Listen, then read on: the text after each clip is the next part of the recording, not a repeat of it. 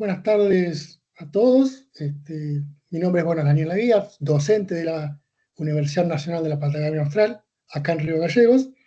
Trabajo en el área de ingeniería del software, desarrollo de software, y hace ya unos años, trabajando y colaborando con el INTA para, digamos, en el área de desarrollo tecnológico, para un proyecto ahí que nos ofreció participar Jorge, y me acompaña Leonardo González en la charla, que luego va a hacer su presentación. Así que vamos a ir comenzando. Digamos, la charla es está pensada como una introducción a Internet de las Cosas, es una breve, digamos, reseña de lo que es Internet de las Cosas y cómo podemos iniciarnos nosotros en el mundo de Internet de las Cosas.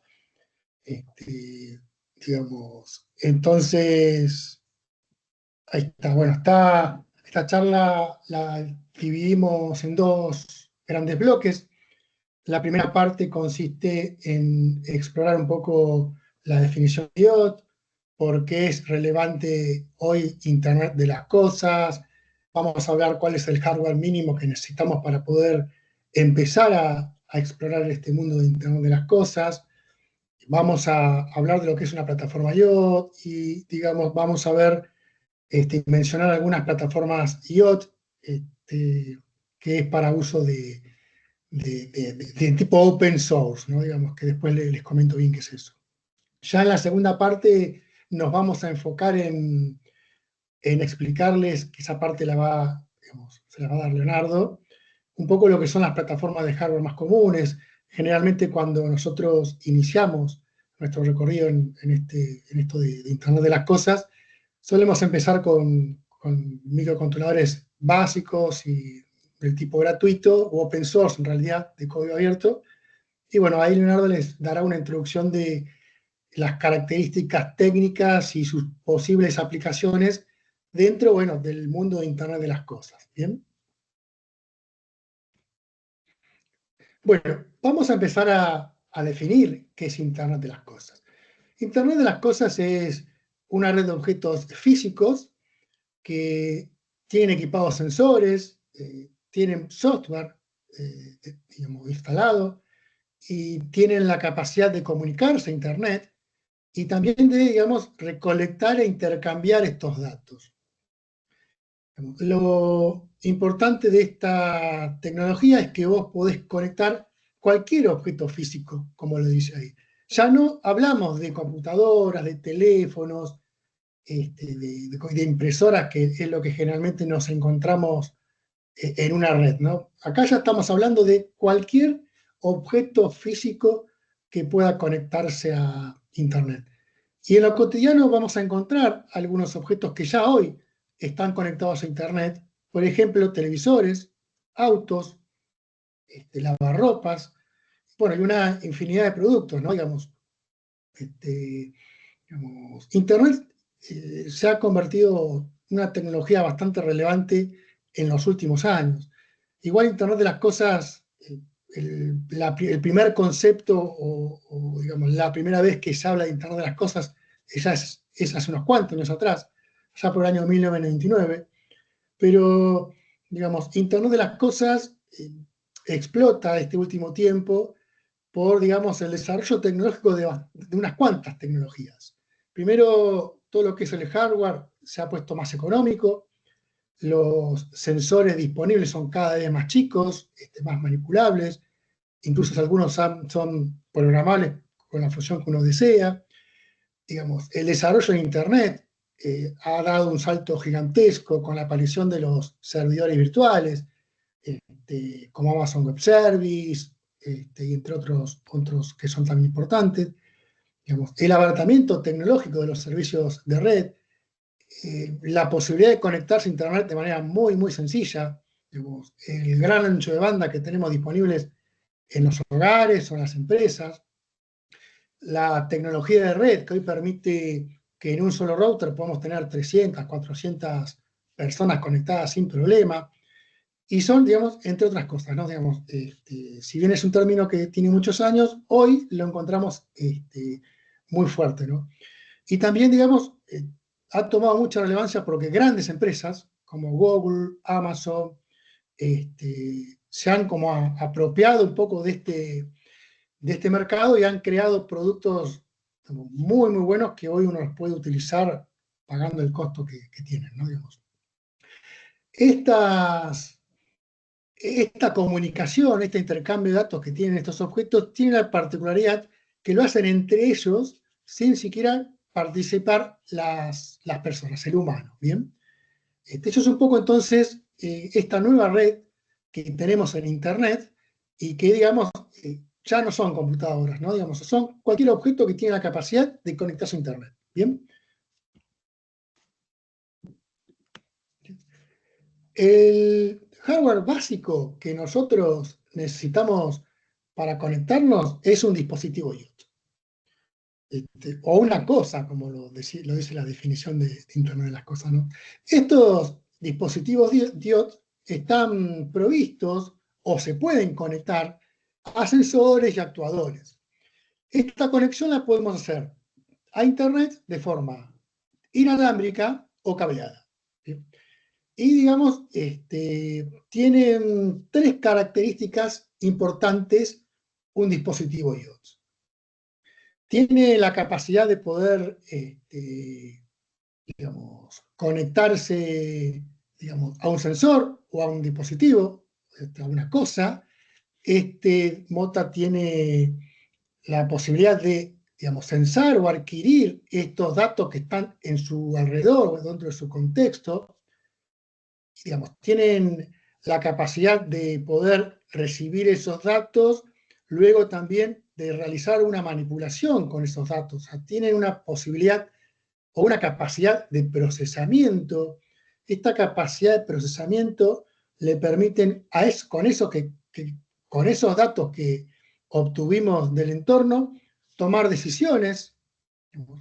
Por ejemplo, si tenemos un sensor de temperatura y este sensor de temperatura está conectado a un ventilador, este ventilador, el digamos, dispositivo IoT, por ejemplo, podría activarlo cuando la temperatura excede o sobrepasa un umbral y apagarlo cuando este umbral, el valor está por debajo, digamos. O sea, tienen la capacidad de procesar y de tomar decisiones de forma local. Lo hace el dispositivo solito. ¿Bien? Y la tercera característica importante que tiene un dispositivo IoT es la capacidad de comunicación.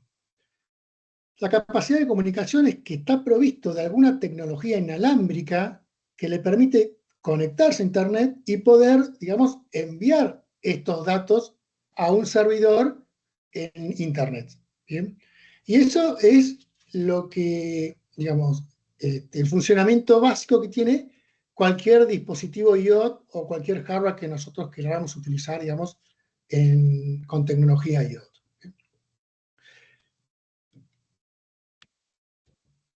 Bien, vimos entonces un poco una definición de lo que es Internet de las Cosas. Vimos que para empezar a ingresar al mundo del Internet de las Cosas, lo que necesitamos son dispositivos IoT.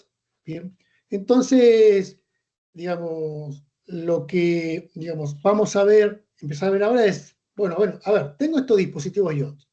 Tengo todos estos dispositivos IoT, tengo, digamos, el mundo físico, por ejemplo, acá está representado con la imagen de un vivero, y lo que, digamos, queremos hacer o queremos empezar a entender es cómo esos dispositivos IoT traducen esa información que capturan del ambiente que está en el mundo físico, trasladarlo a este mundo computacional o a este mundo visual, por ejemplo, para poder en una pantalla poder tener un panel de monitoreo, por ejemplo, o una página web, en donde podamos ver lo que estos sensores nos están entregando. ¿Bien?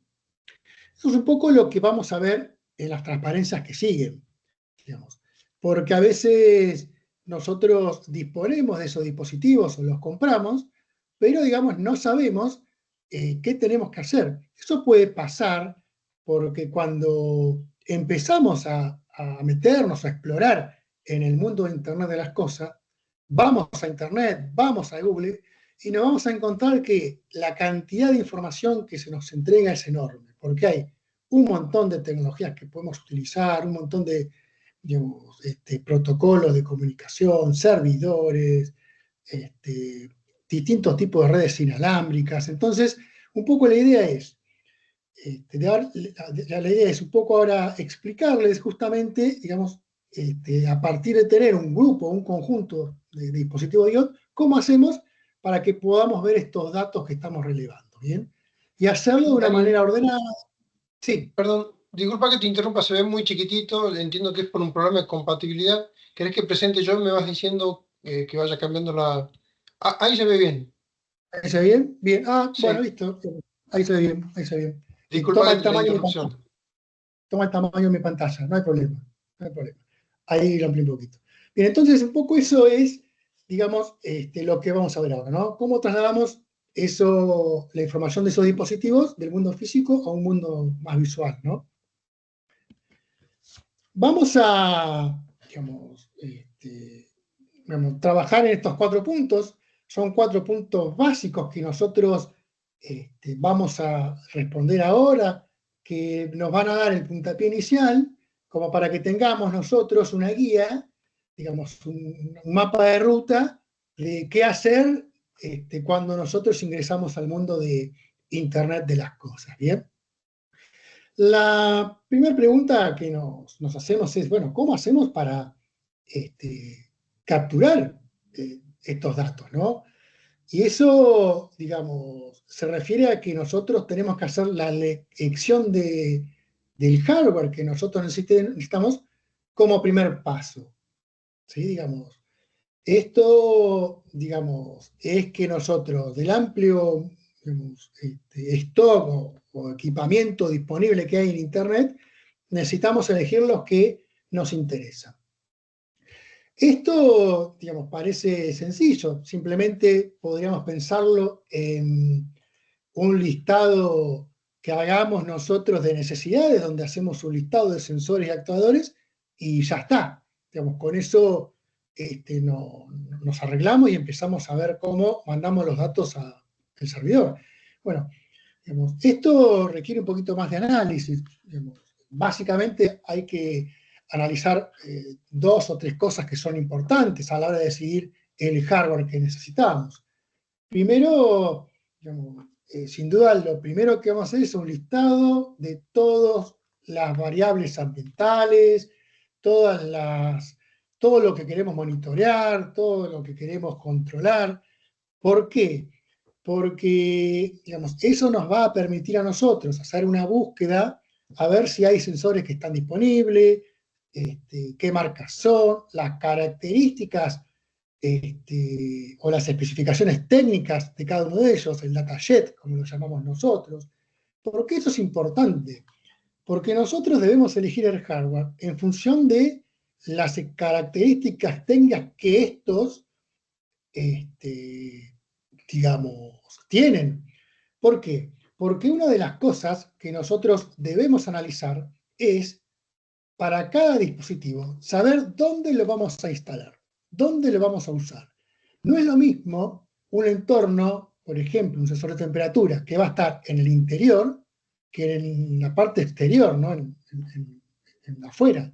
¿Por qué? Porque tienen distintos rangos de medición de temperatura, tienen distinta protección contra las inclemencias del tiempo. Entonces, no solo debo elegirlos, hago un listado, sino analizar las características técnicas de cada uno de ellos y ver si cumplen con las especificaciones técnicas necesarias. Después debemos analizar si necesitan, digamos, tener capacidad de procesamiento. ¿Qué significa esto? Hay sensores que simplemente van a tomar una variable de su contexto y la van a leer, y así como la leen, la envían al servidor, la envían a internet. Entonces ahí tenemos un pequeño sensor que no necesita demasiada capacidad de procesamiento si solamente va a retransmitir el dato que recibe. Pero hay otros dispositivos IoT que pueden llegar a tener más responsabilidades y necesitan tener mayor capacidad de procesamiento. Con lo cual hay que elegir ahí sensores o dispositivos IoT que tengan, digamos, con microcontroladores más grandes, más potentes, con más memoria.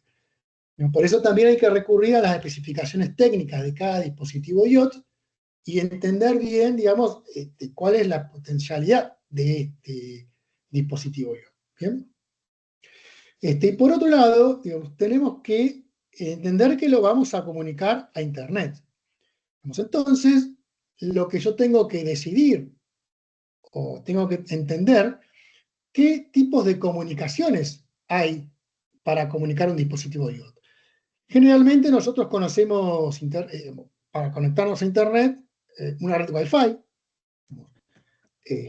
o con un cable a una red LAN, que también está conectada de manera directa a Internet, y esto es lo que, digamos, habitualmente conocemos, pero no es la única tecnología de, digamos, conectividad, ¿no?, inalámbrica que existen otras, como por ejemplo LoRa, como por ejemplo Zigbee, y estas, el tipo de comunicación inalámbrica generalmente se deciden en función de dónde van a estar instalados los sensores. Si donde voy a instalar todo el equipo, los sensores y actuadores tienen posibilidad de tener internet vía Wi-Fi, bueno, ya está, los sensores usan Wi-Fi. Pero, por ejemplo, en un campo donde no hay Wi-Fi, podemos utilizar otras tecnologías, como por ejemplo LoRaWAN, ¿sí? Que permiten, digamos, también la conexión a Internet, pero, digamos, mediante otro tipo de tecnología, ¿no? Digamos, yo ahora, más adelante, les voy a dar un pequeño ejemplo de esto, ¿no? Luego, digamos, tenemos que pensar cómo vamos a procesar y transmitir estos datos. Acá, digamos, básicamente, cuando procesamos los datos, significa que los datos que recibe un sensor o un dispositivo IoT, perdón, desde un sensor, viene un dato, digamos, llamarlo crudo, digamos, ¿no? Ahora, digamos, el dispositivo IoT generalmente le hace un procesamiento, digamos, y este procesamiento tiene que ver con que esos datos que tiene que transmitir, lo tiene que transmitir en un formato determinado, ¿no?, para que ese formato pueda luego ser tomado por un módulo de comunicaciones y poder transmitirlos a la red, ¿sí? Hay muchos formatos digamos, que se pueden utilizar. El más común y más utilizado se llama JSON o JSON, ¿no? Pero básicamente hay que darle un formato especial a cada dato que recibimos para que puedan ser transmitidos por Internet. Y con respecto a la transmisión, hay que elegir el protocolo. El protocolo es, digamos, el lenguaje de comunicaciones que hay entre computadoras. ¿Sí? Como lo que se van a comunicar son computadoras a través de una red, estas computadoras deben utilizar el mismo lenguaje. Entonces, en Internet, en IoT hay distintos lenguajes, digamos, de comunicación, MQTT, HTTP, COAP, que, digamos, vos tenés que configurarlo de acuerdo a qué tipo de lenguaje de comunicación entiende tu servidor. ¿Sí? Un poco para eso también nosotros tenemos que saber qué servidor vamos a utilizar, qué lenguaje maneja ese servidor, para nosotros también elegir sensores que permitan ese lenguaje. ¿Bien? Después decidimos cómo lo ingresamos. Un poco cómo lo ingresamos, básicamente es cómo hacemos para que estos datos salgan del sensor y lleguen a Internet. ¿Bien? Bueno, como les dije, ¿no? Con Wi-Fi, con cableados, con redes móviles tipo 4G, 5G, GSM, usamos, por ejemplo, Zigbee, gateways, bueno, hay muchos tipos o formas, maneras de ingresar los datos a Internet. La más común y la más habitual es Wi-Fi. ¿Bien? Bien. Bueno, con respecto a la última pregunta, digamos, tiene que ver ya más que nada a lo que sucede del otro lado del servidor. ¿Sí? Digamos, y acá es donde ya, digamos, nosotros cuando transmitimos los datos y esos datos son recibidos por un servidor, bueno, este servidor tiene que, digamos, o maneja determinadas tecnologías para Internet de las cosas que, digamos, tenemos que conocer para que esa transmisión de datos o ese procesamiento posterior que le quiero hacer, lo pueda hacer, digamos, con eficiencia y rapidez, ¿no? Por ejemplo, digamos, el almacenamiento, digamos, hay muchas bases de datos. Generalmente, en Internet de las cosas podemos utilizar dos bases de datos, ¿no? Una base de datos que se llama base de datos relacional, que es para guardar datos de usuario, los datos de los sensores, ¿sí? Y por otro lado, tenemos bases de datos temporales, ¿no? Como por ejemplo Influx, que son bases de datos que se especializan en el almacenamiento de estos tipos de datos. ¿Bien? Eso es porque, digamos, si yo usara una base de datos, no sé, tipo como la que conocen, tal vez Access, MySQL, para guardar datos de sensores, hace que la base de datos sea ineficiente para responder a nuestras consultas. Es decir, si yo la quiero ver qué es lo que está sucediendo en tiempo real con mis sensores, el sistema de base de datos suele ser lento para hacer esas cosas, ¿no? Por eso son bases de datos especiales. ¿Bien? Después, para visualización de estos datos, generalmente se utilizan ya programas tipo Grafana, que permiten, digamos, de manera, digamos, sencilla, digamos, o sea, o no tan difícil, poder conectar mi sensor, digamos, o en realidad poder conectar a la base de datos donde mi sensor está mandando los datos y verlos en tiempo real. ¿Bien? Digamos. Y con respecto al análisis, un Internet de las cosas, una vez que se almacenan los datos, los podemos visualizar, pero después podemos hacer cualquier tipo de procesamiento con esos datos, ¿no? Utilizar cualquier tipo de algoritmo para hacer, por ejemplo, inteligencia artificial, para inferencia de datos o cualquier otro tipo de procesamiento, porque ya están los datos almacenados y disponibles para su utilización. ¿Bien? Bueno, estos son 4 preguntas o 4 ejes temáticos en donde nosotros debemos entender a la hora de meternos en el mundo del Internet de las cosas. Bien. Ahora, digamos, tenemos una ventaja, digamos, es que, digamos, existen lo que se llaman plataformas IoT. Una plataforma IoT es un conjunto de tecnologías, herramientas y servicios que permiten la conexión, gestión, monitoreo y análisis de estos dispositivos IoT y sensores de manera centralizada. Digamos, básicamente una plataforma IoT es un software que vos podés adoptar y a partir de ese software vos podés empezar a gestionar toda la comunicación que, digamos, necesitas con esos dispositivos, ¿no? Digamos, te da, por ejemplo, claves para que puedan acceder, te permite, digamos, configurar distintos niveles de usuario, digamos, te permite también crear paneles, estos paneles te permiten ver lo que sucede con cada uno de los sensores, todo de manera centralizada, ¿bien? Digamos, entonces, básicamente ese es un programa, es un software, ¿bien? Lo que pasa es que ese software es complejo, o su construcción es compleja, si bien el usuario habitual no va a construir su propia plataforma, la utiliza una, digamos, ya que está disponible, lo que tienen es que, digamos, es un conjunto de tecnologías, son muchos programas que trabajan en conjunto para que vos puedas tener tu plataforma, ¿bien? La ventaja de estas plataformas es que vos las adoptás y las usás y ya desarrollás tu propio sistema IoT a partir de estas plataformas, ¿bien? E incluso estas plataformas las podés usar prácticamente sin necesidad de codificar o programar nada. Hay algunas plataformas que vos no codificás absolutamente nada. ¿Bien? Y otras sí, por supuesto. Bien. Bien. Sigamos. Acá lo que les muestro es una arquitectura de una plataforma IoT. Básicamente lo que les muestra acá es que un sistema o un software o un programa que sea, digamos, plataforma IoT, consta de un modelo que se llama un modelo basados en capa. Este modelo basados en capa, en transparencias hay 4 capas. En Internet de las cosas existen una infinidad de modelos. Cada autor que propone un modelo define la cantidad de capas que son necesarias. Yo considero que estas 4 capas son 4 capas fundamentales que todo aquel que quiere iniciarse en el mundo de Internet de las cosas tiene que conocer.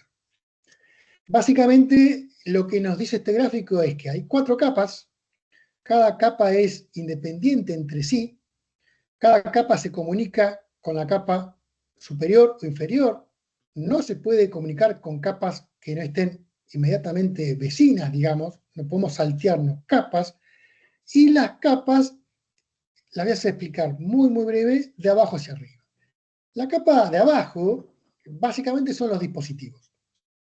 Ahí vamos a tener todos los dispositivos que nosotros elijamos para poder nosotros cargar o ingresar y configurar en nuestra plataforma IoT.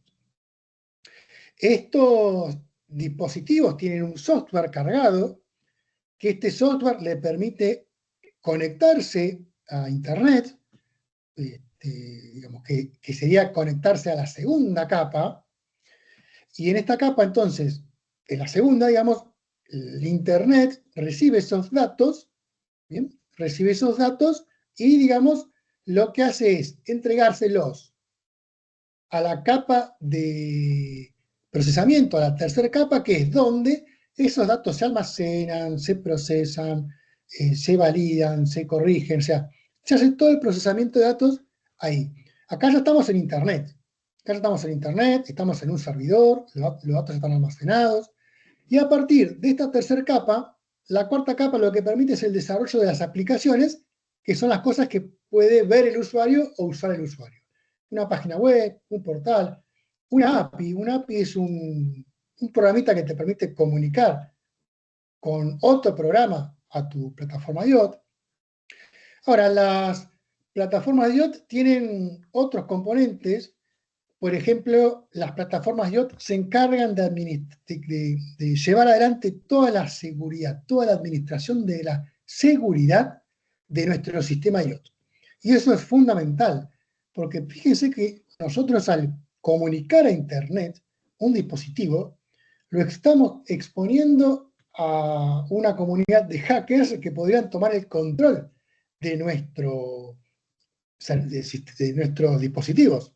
Entonces, la plataforma IoT tiene, digamos, un sistema, digamos, que le permite manejar todo lo que es la identificación de los dispositivos, quiénes están permitidos acceder a ello, si pueden ver la información, no la pueden ver. Todo eso ya la plataforma lo permite. Y desde luego permite, digamos, toda la gestión integral de los dispositivos. Toda, completa. Lo vamos a poder ingresar a la plataforma, lo vamos a poder conectar, vamos a poder ver qué datos tienen, vamos a poder agruparlos por proyectos, agruparlos por productos, agruparlos por clientes. Si yo estoy desarrollando una plataforma para múltiples usuarios, o por ejemplo para una empresa que tiene múltiples sucursales, bueno, puedo separar los datos por sucursal. Bueno, digamos, las plataformas IoT tienen muchas, digamos, características funcionales que la hacen propias, ¿no? Digamos,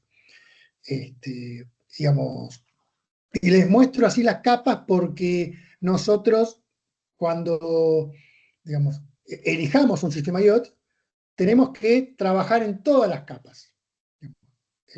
Por ejemplo, voy a elegir qué dispositivos hay y voy a tener en la primera capa, voy a elegir qué software vamos a utilizar y de qué forma vamos a utilizar o vamos a hacer para, digamos, poner en práctica o poner la segunda capa en acción, digamos. Después tenemos que elegir las tecnologías de la tercera capa y de la cuarta capa. Bien. O sea, todas las capas son obligatorias y en todas vamos a trabajar en la toma de decisiones de elegir cuál es el producto más adecuado para mi sistema IoT.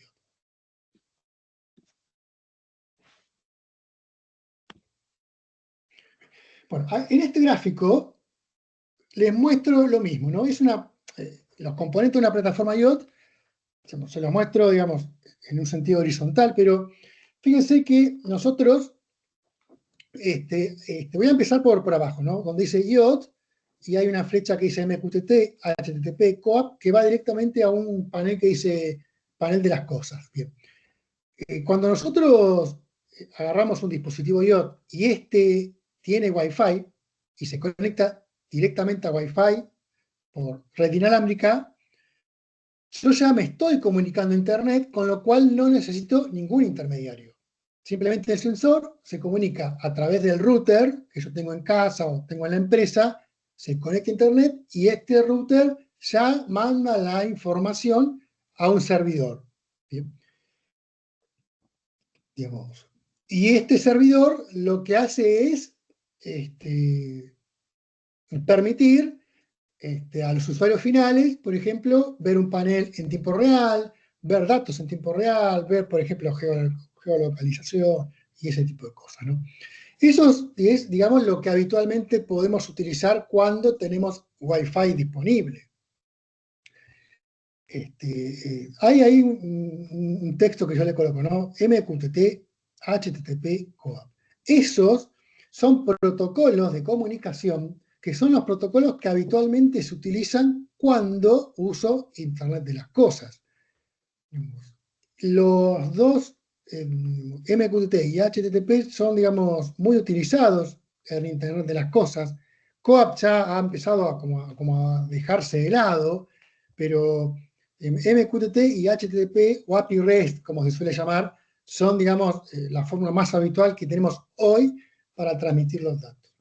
Y eso es importante, digamos, más o menos entender que esos son los protocolos de Internet de las cosas, porque cuando uno quiere armar sus dispositivos o quiere empezar a armar su red de dispositivos, tiene que, digamos, tener o conseguirse una plataforma IoT que soporta esos protocolos, ¿no? Digamos.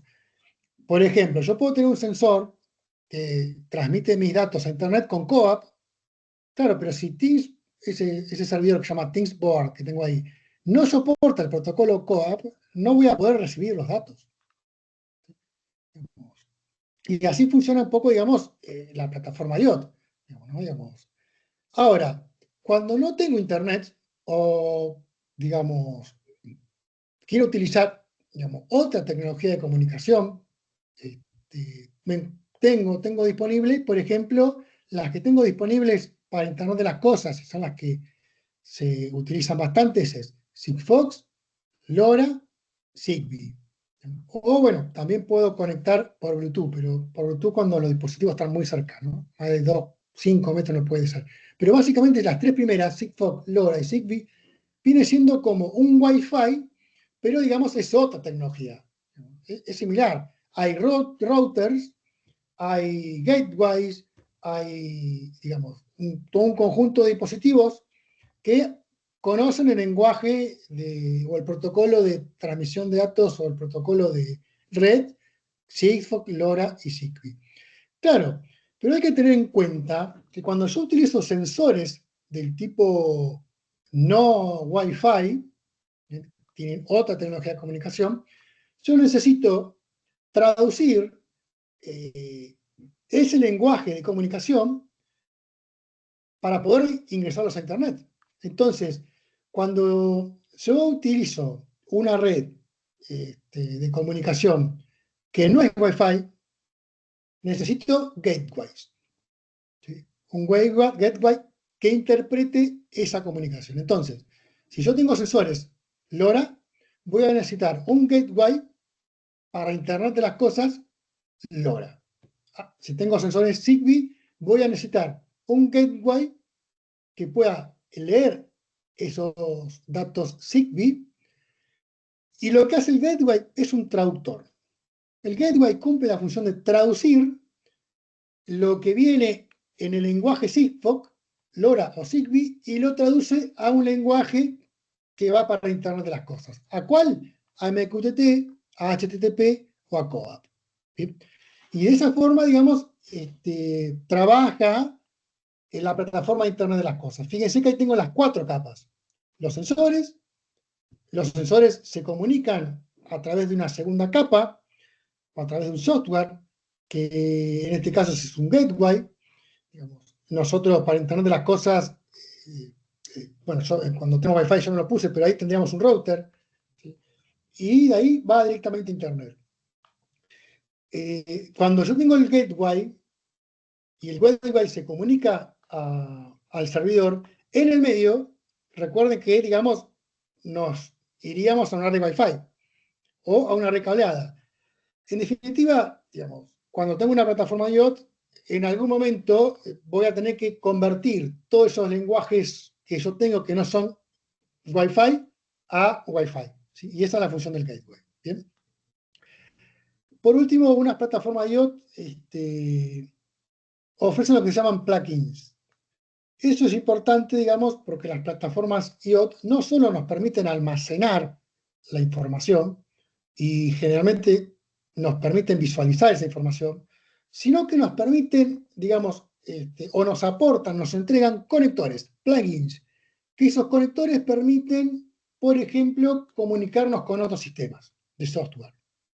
Por ejemplo, puedo conectarme para sacar los datos y mandarlos a otra base de datos, o guardarlos en mi computadora.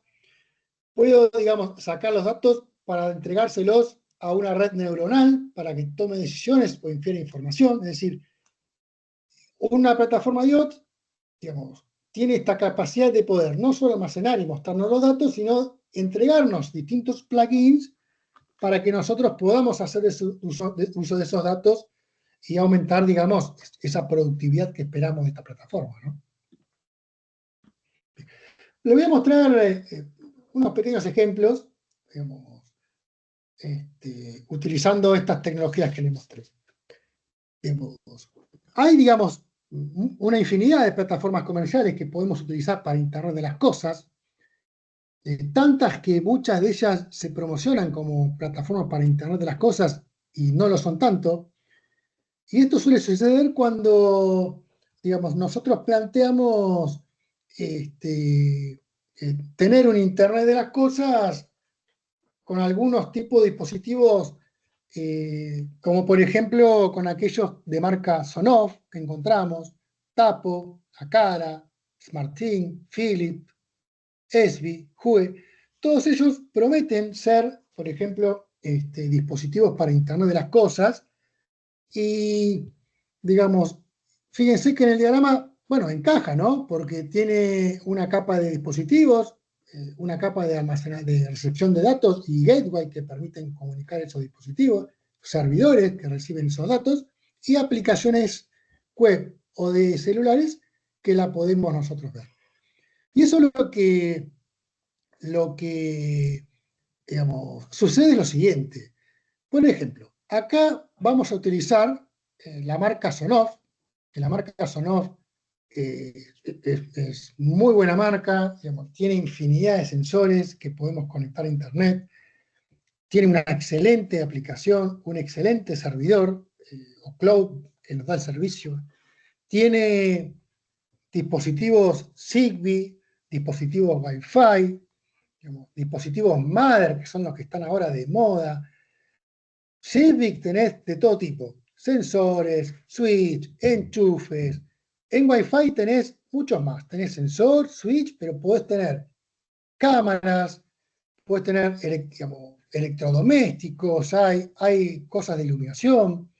Igualmente, digamos, hay muchas marcas más especializadas, por ejemplo, en cámara y alarmas tenés Esbi, para los electrodomésticos tenés todo lo que es Samsung y LG, iluminación Philips, pero bueno, a lo que voy es que si tomamos la marca Sonoff, podemos hacer nosotros un panel de monitoreo para ver cómo funcionan las cosas en donde yo instalé esto. Claro, pero Sonoff lo que propone es una red local. Se propone una red local donde todos los dispositivos van a estar conectados en el mismo lugar, todos ellos conectados a Internet a través de mi router, si es que uso Wi-Fi. Por ejemplo, Sonoff tiene 4 gateways distintos que vos podés comprar. De acuerdo a lo que querés, es el que comprás. También tiene gateway para tener Zigbee.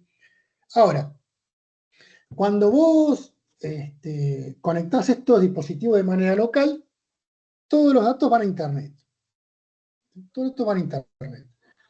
Y digamos, lo que vos podés hacer es, te descargás la aplicación EWLink y ves todos estos datos. Y es fantástico porque podés prender y apagar dispositivos, prender y apagar luces, chequear los valores de los monitores, podés crear escenarios, podés decir, bueno, si el sensor se prendió, no sé, si la temperatura se excede tal límite, prender las luces, prender un ventilador, un aire acondicionado, digamos, bueno, podés crear estos escenarios.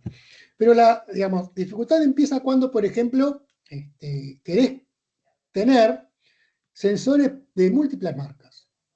Si yo, por ejemplo, a este entorno IoT que armé con Sonoff, que lo puedo hacer, le quiero poner algo de Tapo. Tapo es una marca igual que Sonoff, pero es de TP-Link. No puedo porque no es compatible con Sonoff. Quiero meter un par de luces Philips inteligentes que se llaman Philips Hue. No puedo. No puedo porque para cada marca lo que yo tengo es un gateway distinto. Un gateway Sonoff solo entiende lo que le están, los datos que mandan dispositivos Sonoff. Lo mismo con cualquier marca. Entonces, si yo no tengo todos los dispositivos que necesito en mi plataforma IoT de un solo proveedor, integrar dispositivos entre distintas marcas es casi imposible. Se puede, pero es muy, muy difícil. ¿Sí? Por eso hay que tener cuidado cuando uno elige los dispositivos y elige las plataformas comerciales. Yo esta transparencia se los pongo porque hoy es muy común que cualquiera de estos proveedores, Sonoff, Tapo, Acara, Smart, Sync, Philips, Hue, Esbis, todos ellos prometen ser una plataforma IoT excelente, que lo son, pero están muy limitados. Limitados a solo su marca. Y si hay un sensor, por ejemplo, ninguno de estos tiene pH, por ejemplo. Si necesitas un pH, no lo tenés.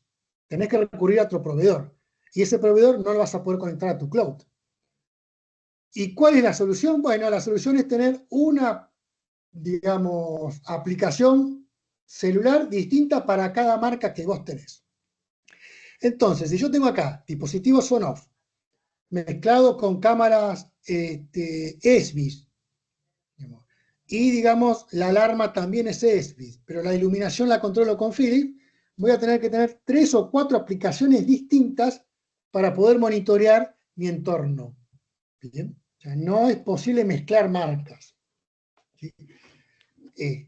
Por eso tengamos cuidado cuando empezamos a elegir los dispositivos, ¿no? Y digamos, esto es de ámbito local. Es para meterlo generalmente dentro de un contexto muy pequeño, dentro de pocos metros cuadrados, una casa, un local, no mucho más. ¿Bien? Después hay plataformas comerciales mucho más serias para Internet de las cosas. Por ejemplo, todo lo que es LoRa.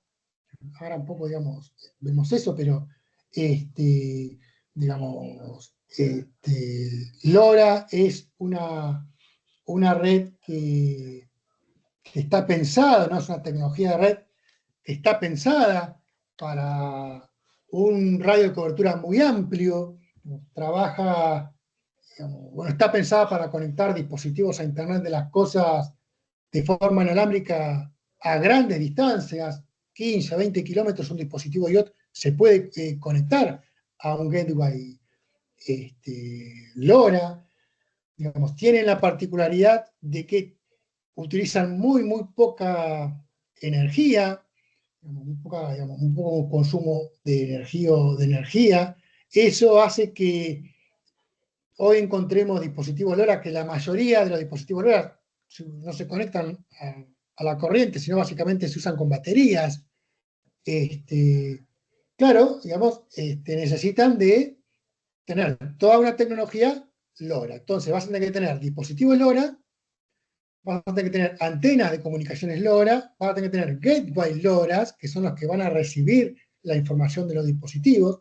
Y el LoRa, digamos, el gateway LoRa lo que hace es justamente traducir todo ese, digamos, protocolo de comunicación LoRa, digamos, digamos, a un lenguaje, digamos, a HTTPS o MQTT para poder mandarlo a Internet. ¿Sí? Sería el traductor de LoRa a Wi-Fi o a Internet cableado. ¿Bien? La tecnología LoRa es ampliamente conocida en el mundo de Internet de las cosas porque tiene características que son realmente muy buenas al momento de desplegar una red muy grande de dispositivos IoT y que están a distancias muy grandes.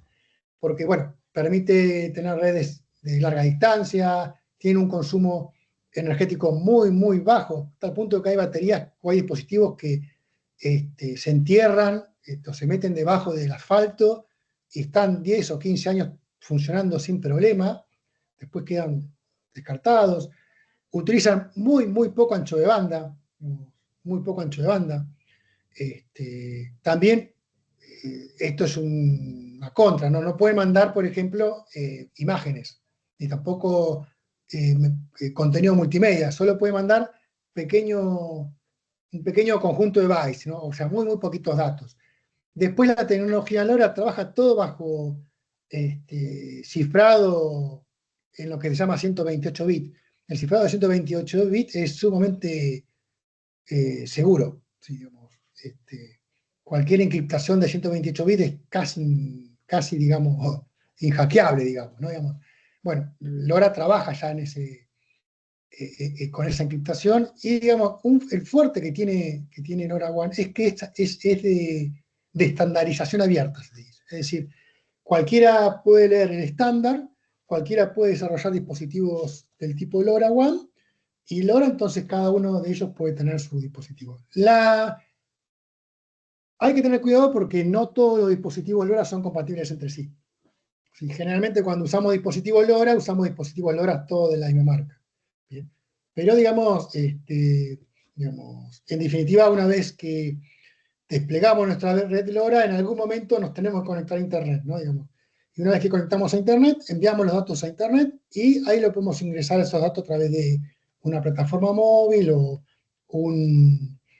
digamos, un teléfono celular, ¿no? Bien, o una computadora.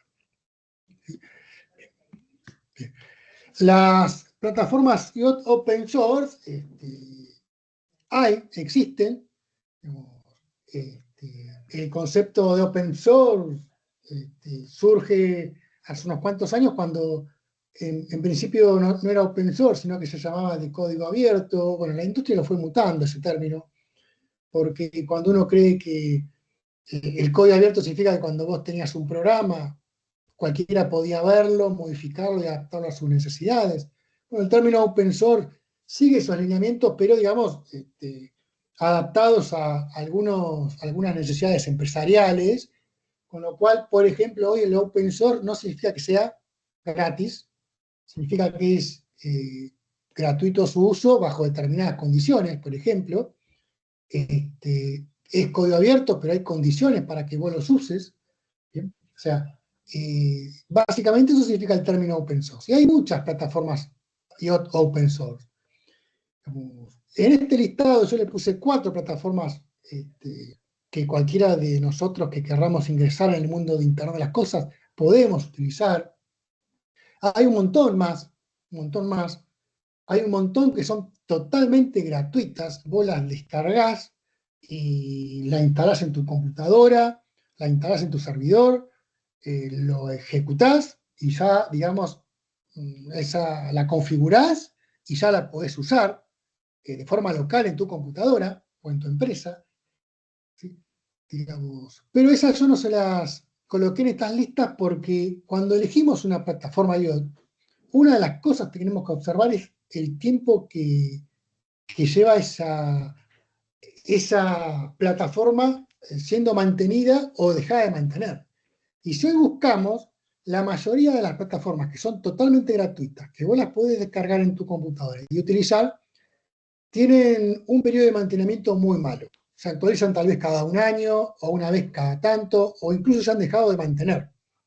Y eso es un problema, porque digamos, en algún momento esa plataforma no va a funcionar más y no tenés cómo mejorarla.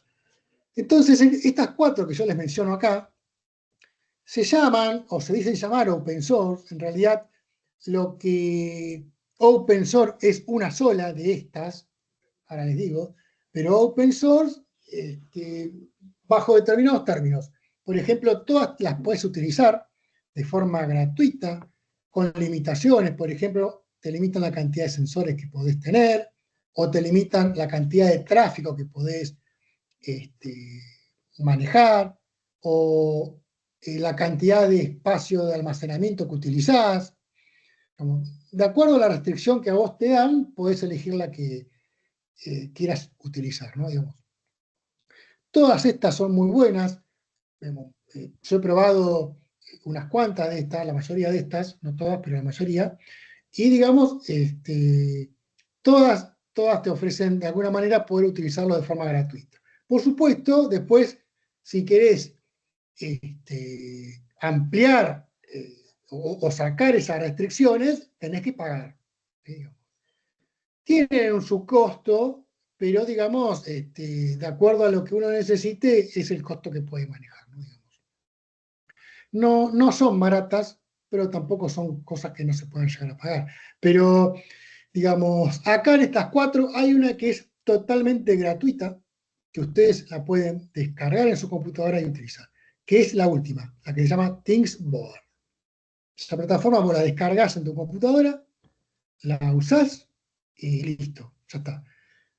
No te ponen ningún tipo de restricción, lo único que te la dan con la condición que les hagas el favor de que si encontrás algún error o algún defecto, puedas informarlo digamos, para mejorar el producto. La única limitación que tiene, ahora que recuerdo, es que vos no le podés sacar el logo. El logo de Thingsboard vos no se lo podés sacar. O no lo podés reemplazar por el tuyo propio. Por supuesto, tiene la versión paga. La versión paga justamente te lo entrega sin este logo, para que vos puedas poner el logo que vos quieras y entre otras cosas, cuando vos pagás, te ofrecen muchos servicios adicionales que por ahí pasa el negocio de Thingsboard, ¿no? Te lo doy, te lo regalo, pero, digamos, te puedo ayudar a tu empresa o a tu organización a realizar un sistema IoT de mejor calidad. Eso es, digamos, las plataformas IoT, ¿no? Digamos. Bueno, digamos, bueno, acá les coloco unas transparencias en donde les doy algunas referencias, no son libros, son páginas web donde pueden ampliar todos los que les acabo de comentar, ¿no? Digamos. Bueno, acá ya que en la segunda parte, digamos, la parte de plataformas de hardware más comunes, le cedo la palabra a Leonardo para que continúe con la exposición.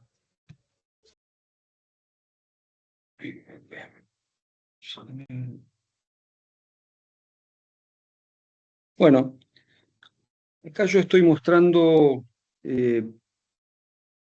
digamos, es un curso introductorio, entonces muestro básicamente una muestra representativa de lo que son las plataformas de hardware más utilizadas ya desde hace muchos años, ¿no? Entonces están firmemente establecidas y por lo tanto, en general, existe muchísima información que podemos bajar de internet y entonces es conveniente comenzar con las cosas que están más establecidas siempre, ¿no? En principio voy a mostrar un poco quizás el originante de toda esta cuestión que podríamos llamar que fue Arduino, ¿no? Arduino 1 es el más conocido. En realidad Arduino comenzó en el año 2005. 2005 y sacó su representante más conocido, digamos, el más famoso, que es el Arduino 1. Es muy famoso porque es una plataforma sumamente sencilla, de muy bajo costo, y sobre la que existe un montón de información y, por ejemplo, ustedes si quieren iniciarse en Internet, ustedes van a ver siempre, casi siempre, todos los diagramas de conexionado en una protoboard, casi siempre lo muestran referido a un Arduino 1. Por supuesto que ya es una plataforma que prácticamente, digamos, es muy antigua, tiene, como ya les digo, 15 años. Estaba basada en en un procesador de Atmel, el ATmega 328, que era un procesador RISC, lo que llama un procesador RISC, eh, un, un microprocesador con set de instrucciones reducido, que bueno, apenas tenía 8 bits, ¿no? Y bueno, trabajaba a una velocidad muy reducida, digamos, para lo que es, digamos, lo que hoy actualmente estamos acostumbrados a hablar, ¿no? Siempre hablamos de gigahertz, por ejemplo, ¿no? Esto trabajaba a 16 megahertz y además tenía una cantidad muy reducida de memoria, estamos hablando de los kilobytes en la RAM. Kilobytes son miles de bytes en una RAM. Imagínense que en su computadora, en su casa, eh, bueno, ya no sé por dónde van la cantidad de gigabytes que van en las computadoras hogareñas, ¿no? Eh, y bueno, tenía 2 kilobytes de memoria y bueno, una memoria flash que permitía almacenar los programas también muy reducida, de unos 32 kbytes, una cosa así. Técnicamente no es el Arduino Uno un dispositivo IoT porque no tiene, digamos, forma de conectarse directamente a, a la Internet, digamos, ¿no? Porque no tiene un dispositivo que le permita conectarse directamente a la Internet, aunque, eh, digamos, se le puede agregar, por supuesto, lo que llaman los shields o los ponchos, que se agregan, que se conectan en estos conectores que están acá, de forma que yo puedo agregar un shield, digamos, que otorgue capacidad de comunicarse por Ethernet, con lo cual el dispositivo ya estaría conectado al menos a una red local y de ahí hasta la Internet es un solo paso. Para iniciarse el Arduino Uno es básicamente lo mejor, además está soportado por lo que llaman una IDE, un entorno integrado de desarrollo, y se programa de manera muy sencilla, con un lenguaje de programación que podríamos llamar cercano al C, pero digamos, un C simplificado, digamos. Entonces es muy, muy sencillo comenzar con él, ¿no? Después tenemos, acá al lado tenemos otro dispositivo que es la famosa Node MCU 8266. Esta también es muy, muy famosa. Hoy, actualmente, si ustedes miran en Mercado Libre, esto lo pueden comprar por, no sé si 6.000 pesos, una cosa por el estilo, y que de alguna manera vino a suplantar al Arduino Uno porque, bueno, lo bueno de esta plataforma es que está basada en un SoC, lo que llama un SoC, que es un dispositivo que está acá adentro, System on Chip, ¿no? Que permite la conexión mediante Wi-Fi. Entonces, por lo tanto, ustedes en este dispositivo ya tienen todo metido, todo lo necesario como para desarrollar un pequeño dispositivo IoT de una manera muy sencilla y programando de la misma manera que un Arduino Uno, entre otras maneras, eh, y con una potencia ya bastante mayor. Tiene, por ejemplo, ya es una arquitectura del hardware de 32 bits, ¿no? Cuando hablamos de 32 bits, 8 bits, lo que estamos hablando es de la longitud de la palabra interna, digamos, de los registros internos del procesador, de la parte de datos, ¿no? El bus de datos, el bus de datos. Entonces, ya tiene una capacidad para trabajar con datos, digamos, más, de mayor magnitud, de una manera más sencilla, y además tiene también un bus de direccionamiento que también le permite direccionar más memoria, entonces se pueden almacenar programas más grandes, etcétera. Tiene un conector de USB que le permite conectarlo directamente, igual que el Arduino, ¿no? Un conector de USB mini, permite conectar esto a la computadora y programarlo por ejemplo, desde el IDE de Arduino. Además tiene las patitas, los pines, esto les permite conectarlo a una protoboard. Es una placa si ninguno de ustedes lo sabe, me imagino que lo sabrán, pero bueno, recordemos que una protoboard es para poder hacer conexiones rápidas en el dispositivo, conectarlo, por ejemplo, a sensores y hacer pruebas y prototipados rápidos. Pues estamos hablando de por ejemplo, que trabaja a 80 MHz, ya es otra cosa. Y incluso a más si uno lo overclockea, ¿no?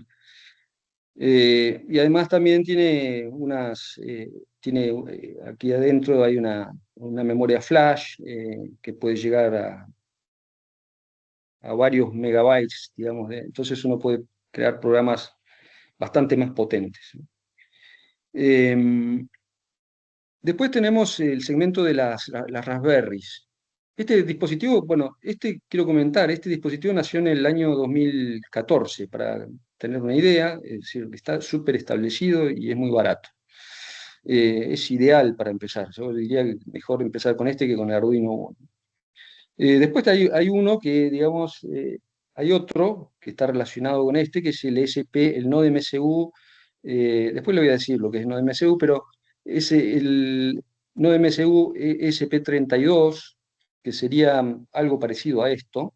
Esta es una especialización de ese ESP32, que tiene, en vez de tener un núcleo, el procesador tiene dos núcleos, con lo cual aumenta, ¿no?, la potencia del dispositivo. Es un dispositivo bastante potente. Después pasamos a lo que es la Raspberry. La Raspberry, bueno, es otra cosa ya, es otra cosa. Esto salió en el año 2012, creo. Las Raspberry nacieron en el año 2012, estas son de origen inglés, también nacieron con fines educativos. Entonces, bueno, esto tiene de todo. La Raspberry en realidad tiene de todo. Se puede conectar, qué sé yo, como ustedes pueden ver acá, se puede conectar, tiene conectores USB, conectores de Ethernet, diferentes tipos de conectores que les permite hacer casi cualquier cosa, porque esto prácticamente es una PC. Cuando nació era una arquitectura digamos, de 32 bits, muchísimo más potente que cualquiera de estos. Tenía el orden de 700 megas ¿cómo es?, de memoria. Perdón, tenía trabajaba a unos 700 MHz, trabajaba con 256 megas de RAM. Cuando estos están trabajando, este trabajaba con 2K de RAM, 2000 bytes de RAM, y este estaba trabajando con 80.000 bytes de RAM, este estaba trabajando con 256 millones de bytes de RAM, ¿no? Entonces, es otra cosa, digamos, es otro segmento. De todas maneras, siempre estamos hablando en un segmento que es el segmento que podríamos denominar maker, o no estrictamente el segmento profesional. Por supuesto que existen placas industriales de IoT que son muchísimo más potentes o están especializadas para determinadas cosas. Esta en particular está basada en un sistema procesador ARM que se llama. El procesador ARM es una empresa que se dedica a diseñar microprocesadores. No fabrica los procesadores, sino que los diseña y los licencia, y después otras empresas lo construyen, ¿no? Lo implementan, ¿no? En este caso creo que era, no me acuerdo si Broadcom o Qualcomm, una de esas empresas, implementan el procesador. Y bueno, esta placa también tenía un procesador gráfico. Es otro segmento, pero de todas maneras son placas que son asequibles para el maker, el desarrollador. eh, eh, Se pueden comprar perfectamente, si bien hoy las Raspberries están muy caras, ahora se pusieron muy caras. Acá, en esta figura de acá vemos apenas, porque se ve muy feo, un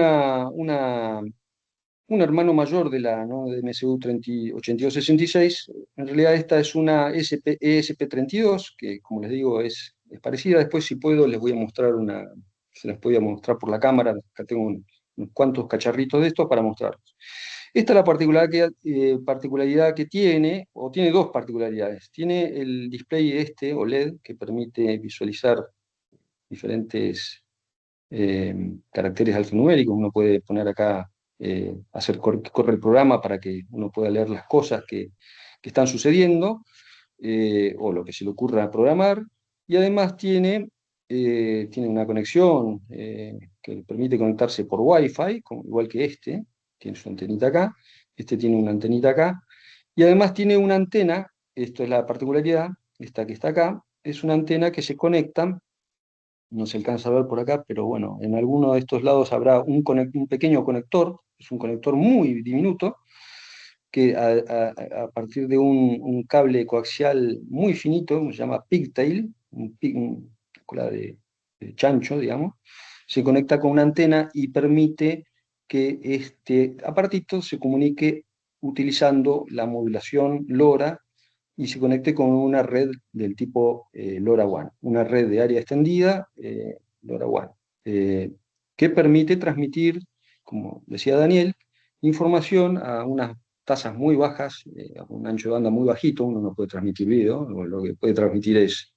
eh, pequeños paquetitos de información que sea relevante, pero a una, digamos, a una larga distancia que puede rondar los 20 kilómetros en áreas rurales, unos 5 kilómetros en áreas urbanas, digamos, bueno, digamos, bueno, en el espacio exterior esto puede transmitir a miles de kilómetros, ¿no? De hecho, existen satélites que utilizan esta tecnología para conectarse con nosotros. Bueno, y acá vemos una Raspberry Nano, que, bueno, esta es una hermana menor de esta otra, tiene también un procesador Cortex. Cortex es el nombre comercial que se le da al diseño que hace ARM. Entonces, Cortex tiene diferentes, ¿cómo diríamos? Tires, ¿no? Como diferentes segmentos de mercado. Tiene el M, que es para cuestiones así más pequeñas. Después tiene uno que se llama el A, que es para alto rendimiento. El X, que es para rendimiento extremo. Y después está el perdón, el R, que es para sistemas de tiempo real, ¿no? Sistemas que tienen que responder en tiempo real. Bueno, como les decía, esta, a mi entender, es donde uno debería apuntar cuando empieza, porque me resuelve el tema del Wi-Fi y además porque es muy barato. Se ha abaratado, es extraordinariamente exitosa y entonces se ha abaratado muchísimo. Si uno quisiera analizar, digamos, la anatomía, digamos, de este dispositivo, tendríamos que pensar en lo siguiente: también es como una caja dentro de otras cajas, ¿no? Entonces, primero hay un microprocesador, una microcontroller unit, unidad de microcontrolador. Para el que no lo sabe, es un microprocesador que, además de tener, digamos, la unidad de procesamiento, incluye todo lo que son los periféricos, es decir, todas las interfaces de comunicación. Es decir, un microcontrolador es un microprocesador rodeado de interfaces de comunicación, por así decirlo, y interfaces con memoria. Entonces, el núcleo de todo esto es un chip Tensilica, que, bueno, tiene también, ya lo había comentado, de 32 bits, al cual se lo introduce adentro de algo que lo vamos a llamar System on Chip, que a su vez, que es esto que está acá, System on Chip, que incorpora ya un sistema de comunicaciones. A su vez, esto digamos, lo han encapsulado, lo han metido adentro de un pequeño modulito, que no es más que una tarjetita de PCB, donde se pone el chip y se le pone una carcasa. Y tiene esta antena, que es este pequeño meandro que vemos acá, eso es la antenita. Y ese modulito ya de por sí les permite a ustedes hacer un desarrollo de una manera bastante sencilla. El desarrollo obviamente se puede hacer desde donde uno quiera, ¿no? Uno podría desarrollar desde la MSU, antes de llegar al SOC, ¿no? Si no quisiera matarse, ¿no? Y hacer algo muy difícil, ¿no? Pero ya desde acá uno ya puede ponerle cosas alrededor a esto y ya podría construir este, su proyecto electrónico. A esto han hecho una cosa muy piola, que es, lo han metido dentro de un kit de desarrollo que se llama el kit de desarrollo Node MCU.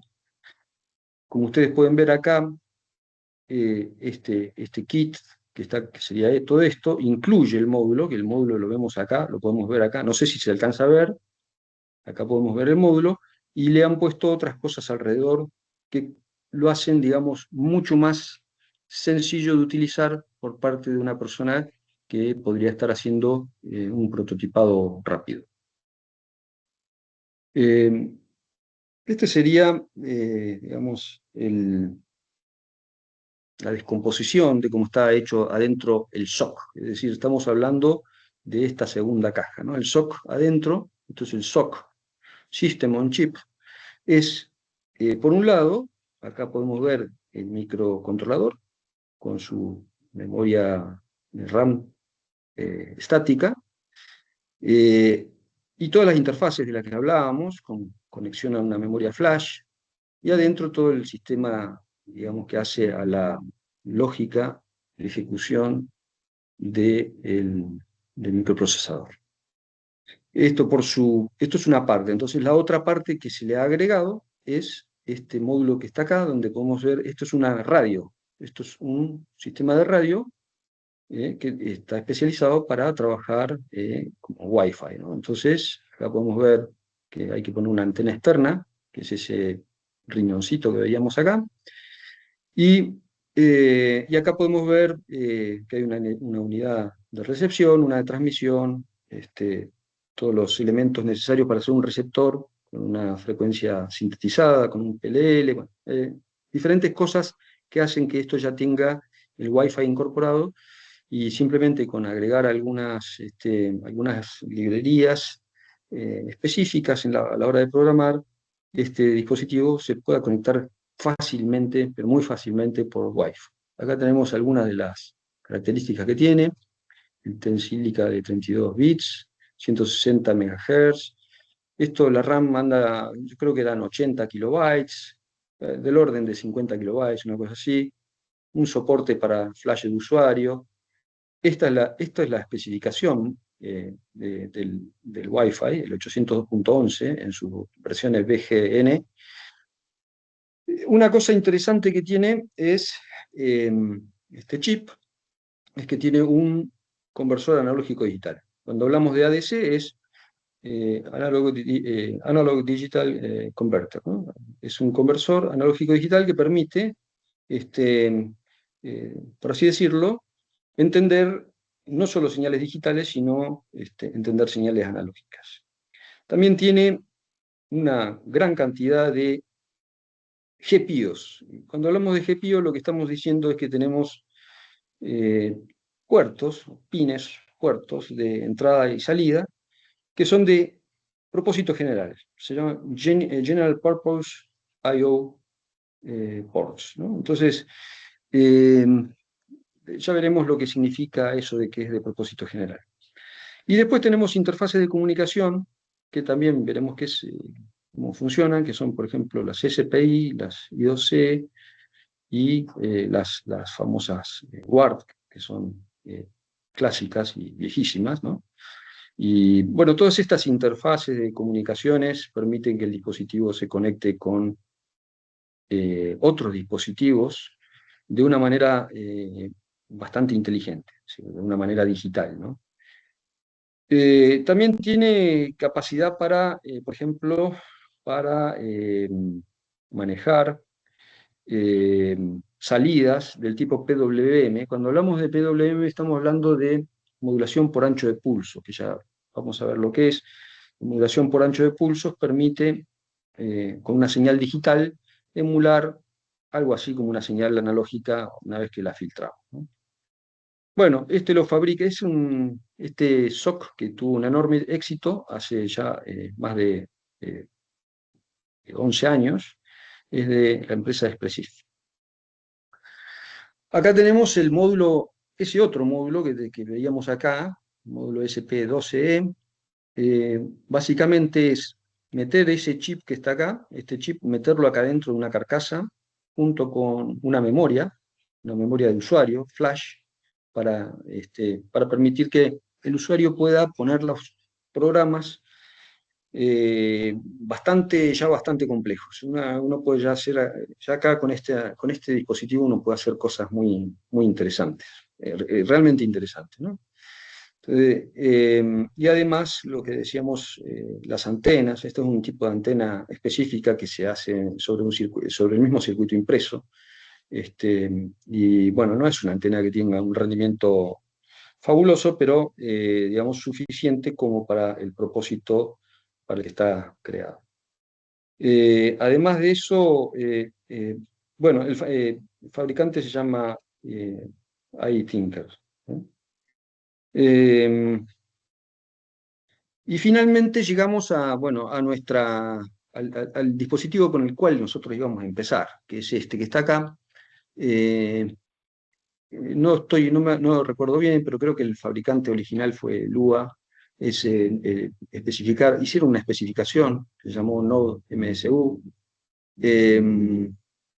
Node MSU básicamente es tanto una especificación de hardware abierta, open source, digamos, por así decirlo, de hardware, como un firmware, es decir, un programa que va grabado en el chip, que permite, digamos, conectarse con un sistema, digamos, de programación de tipo interpretado en vez de utilizar el compilador. Esto normalmente se compila, es un programa compilado, lo que se dice un programa compilador. Después, en todo caso, hablamos de lo que es un compilador.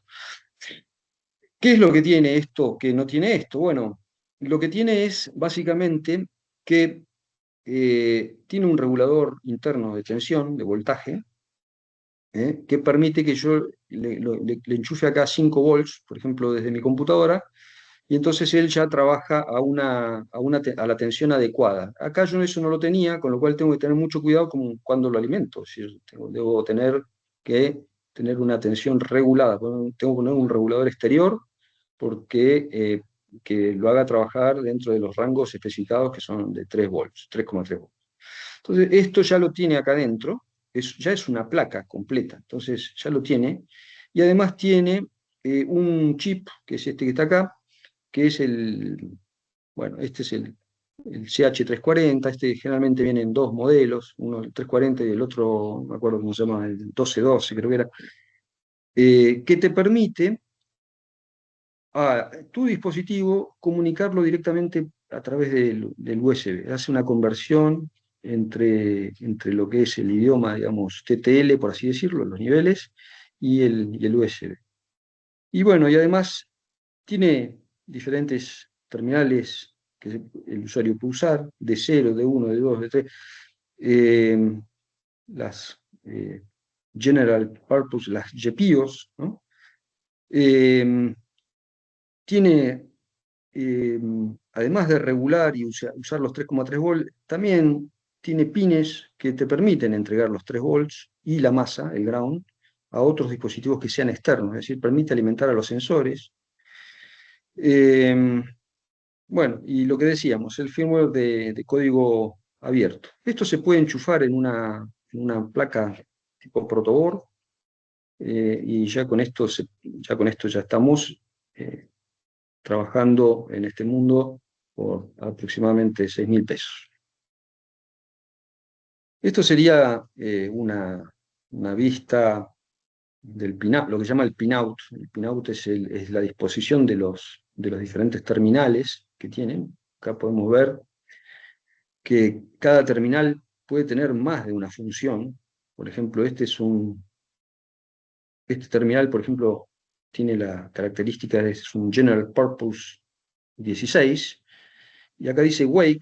El Wake es ese terminal, eh, permite en particular que si esto está en un modo que se llama modo sleep o modo está dormido, está gastando muy poquita energía.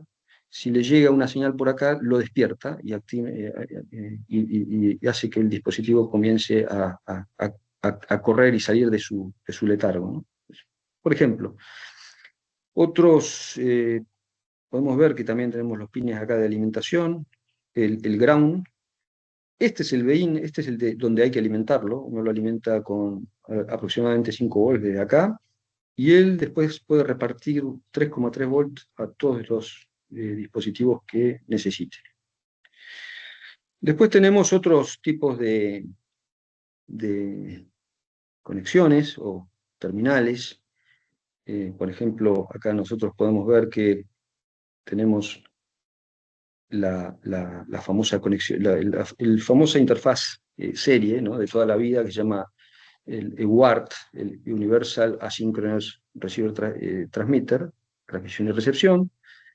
Esto es muy antiguo, es de los años 70, pero está hiper extendido, así que trabaja sobre RC232, sobre diferentes, se puede hacer trabajar sobre diferentes protocolos, y permite que este dispositivo se comunique con otros dispositivos electrónicos. Eso lo podemos ver acá. Entonces también podemos ver que acá este General Purpose además puede funcionar como una interfaz de comunicaciones. También podemos ver que hay interfaces de comunicaciones del tipo I2C, que serían estas que están acá, el SSL y el SDA. Esto es una interfaz de comunicaciones, después ya la vamos a ver, que de tipo, diríamos, es industrial, digamos, pero que permite comunicar dispositivos en general que están en la misma placa. Y finalmente acá podemos ver la SPI, que es la Serial Peripheral Interface, que también es otro diferente sistema de comunicaciones serio. Como pueden ver, todos los sistemas de comunicaciones digamos, para conectarse con otros dispositivos electrónicos son del tipo serie, porque de esa manera se ahorran pines, es decir, los datos los mandamos no en paralelo, sino en serie. Esta placa en particular tiene una única entrada de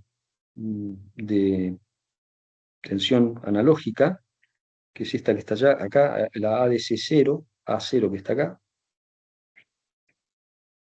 Y bueno, la entrada de interrupción es esta que está acá, el wake, ya lo nombré, y las salidas PWM, estas que tienen, por ejemplo, este simbolito acá que parece una ondita, significa que cada una de esas podría ser utilizada como una salida modulada por ancho de pulso, una salida PWM, con lo cual si yo implemento afuera un filtro, podría obtener tensiones variables a partir de esa señal. Es decir, no ya 0 y 3,3 volts, sino tensiones reales, digamos, en ese rango. Es decir, podría obtener 1 volt, 1,5 o cualquier otra cosa en ese rango.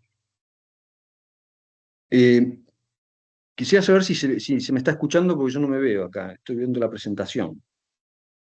Sí, se escucha bien. Bien. Acá tenemos un módulo ESP01. Este es un modulito muy chiquitito, que nosotros también lo hemos utilizado, específicamente en los proyectos de la Antártida, en el MAPI. En el MAPI hemos utilizado este y hemos utilizado este específicamente.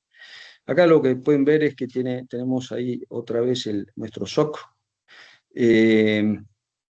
Podemos ver que simplemente tiene 4 de todo este dispositivo, se aprovechan solamente 4 pines, que son General Purpose el 0, el 1, perdón, el 0, el 2, transmisión, recepción y otros elementos que hacen al funcionamiento digamos, a la operativa del dispositivo. Para programarlo, claro, por ejemplo, yo lo programo desde acá con mi PC conectada a través de un cable USB mini de este lado. Y ahí bueno, en este no tengo, porque es tan chiquitito que no tiene esa posibilidad. Entonces lo que hago es, me compro este pequeño programador, que es muy extendido, muy conocido, y enchufo a cada placa y ahí lo programo. Y ya tengo mi placa funcionando, que después la tengo que enchufar en el lugar donde corresponda para que haga las funciones que yo quiera hacer. Bueno, eso por el lado, digamos, bajo, digamos, de prestaciones. Por el lado de alto, digamos, bueno, como ya les había comentado, no me voy a extender mucho en esto, pero bueno, estas son, directamente son PCs, digamos. Esta en particular ya está un poco vieja, ya tiene algunos años, eh, digamos, tiene una capacidad, digamos, tiene 1 GB de RAM, entonces ya no es como una PC, digamos, al uso, pero o como una PC pequeña al uso, ya se queda un poco corta, pero sin embargo también tiene capacidades impresionantes. ¿Por qué? Porque, digamos, estas adentro llevan un sistema operativo. ¿Sí? Entonces, estas se cargan con una versión de Linux, es un Debian o un Raspbian, le llaman. Raspbian porque es de la Raspberry, ¿no? Entonces, como tiene un Linux, uno conecta esto con el televisor, lo conecta con un teclado, etcétera, y lo usa como si fuera una PC, abre el programa y entonces uno ve un entorno de Linux como si lo viera en una máquina cualquiera. Si bien es cierto que de una manera un poco lenta, ¿no? Porque no, es un tanto limitado, ¿no? Eh, pero, digamos, para hacer un dispositivo IoT, yo no sé si lo llamaría un dispositivo IoT, ya es un hardware muy, muy poderoso, muy potente, que tiene Wi-Fi, etcétera, ¿no? Eh, el, bueno, no me voy a extender en esto. Acá ustedes pueden ver, para mí es imposible recordar todas estas características que tienen, que le van saliendo, digamos. A mí en realidad no me interesan tanto los dispositivos grandes, me interesan más cómo se usan los dispositivos pequeños, cómo se hace para aprovechar los dispositivos pequeños. Entonces, pero bueno, acá ustedes pueden ver esta placa. Tiene la capacidad ustedes la pueden comprar con 8 GB de RAM, ¿no? Entonces, bueno, se le pueden conectar cámaras, llevan una memoria, no una flash, sino una micro SD. Bueno, tiene diferentes características, un soporte comunitario, es decir, ustedes pueden ir a la página de Raspberry y encuentran lo que se les ocurra, y pueden hacer ejemplos, y pueden hacer lo que se les ocurra. Hay que decirlo también, estas placas ya no son tan fáciles de comprar. Una placa de estas, no sé, Daniel por ahí está más al tanto, pero debe andar en el orden de la placa sola, debe andar en el orden de los 150.000 pesos. Y si uno lo compra con, qué sé yo, con toda la carcasa y todos los chirimbolitos y por ahí se va a 250.000 pesos. Y bueno, ya esto es comparable con el precio de una mini PC, con lo cual no entra en competencia directa y ya es como que ya no es tan atractiva, ¿no? Y después acá tenemos, una cosa que no tienen estas placas, lo que no tienen es capacidad para conectarse, no tienen un conversor analógico digital, por lo tanto, si yo quisiera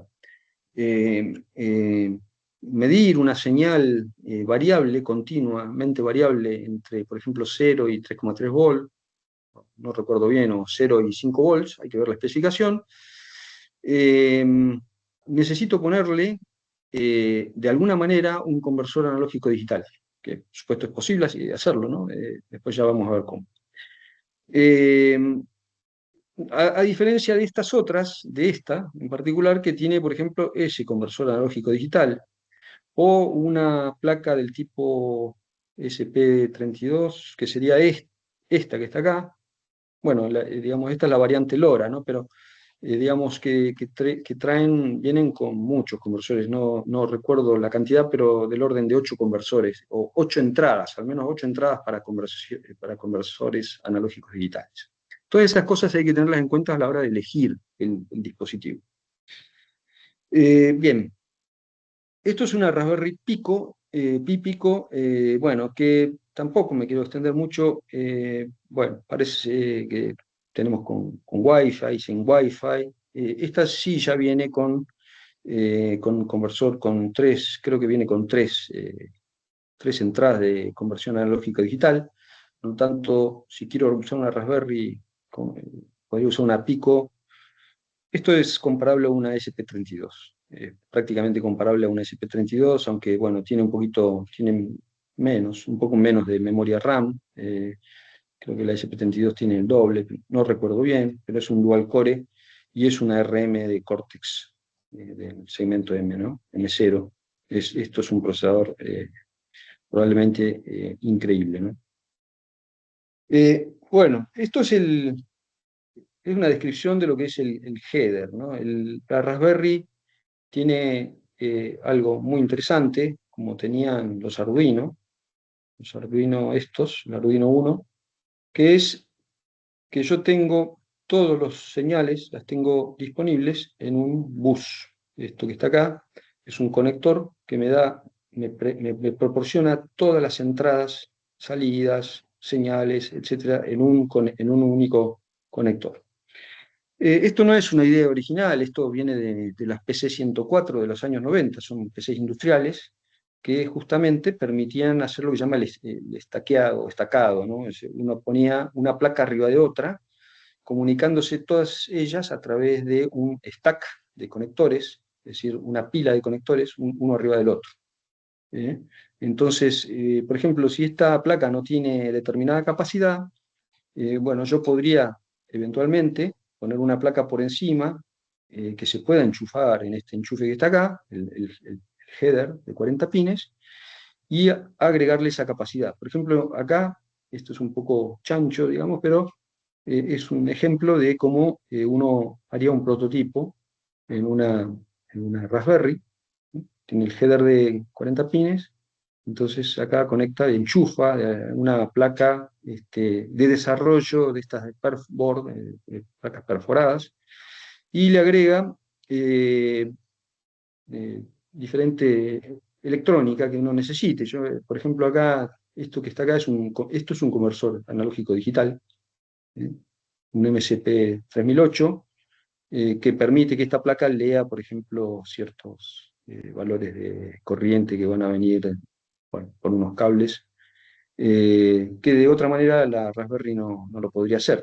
Es decir, yo puedo leer, digamos, una corriente que va entre 0 y 100 amperes, de alguna manera la conecto acá por estos cables. Estos cables, bueno, no son los definitivos, son unos cables de prueba nomás, pero digamos, conecto por acá y de alguna manera eh, esto habría que hacerlo bien, ¿no? Una placa como corresponde, pero bueno, esto es una placa de prototipo, que más que nada lo que prueba es que toda la lógica funcione.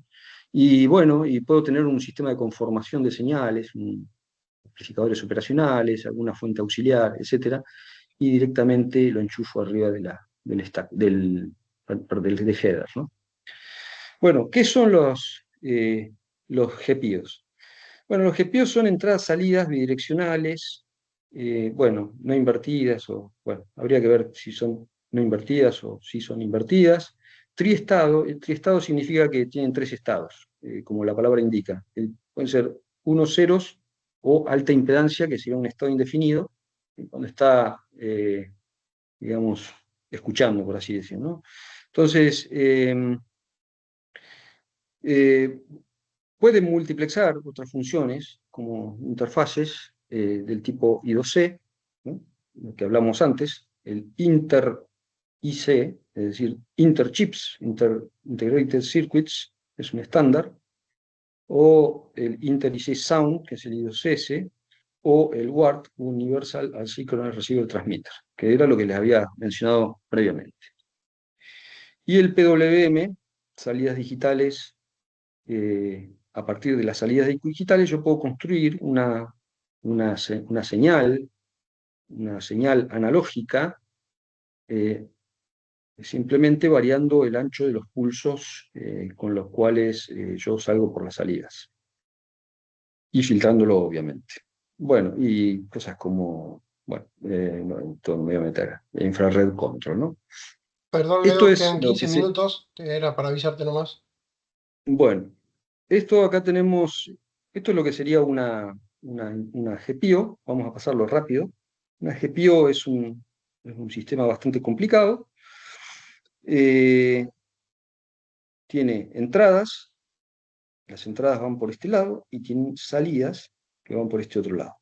Entonces, yo puedo hacer que esta con la lógica interna, puedo hacer que esto actúe como una entrada o como una salida, ¿no? Tiene sus diodos de protección, tiene unas resistencias que llaman resistencias de pull-up, y tienen unos circuitos disparadores que permiten afrontar situaciones de ruido en las entradas digitales.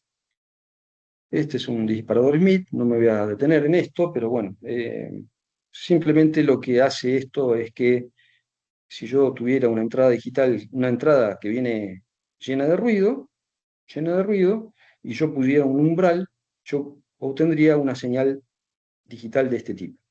Pero esta señal digital es incorrecta, y yo lo que quiero es esta otra. ¿Cómo la obtengo? Bueno, uso dos umbrales, un umbral para la subida y un umbral para la bajada. Esto es un disparador Smith, que sería esto que está acá.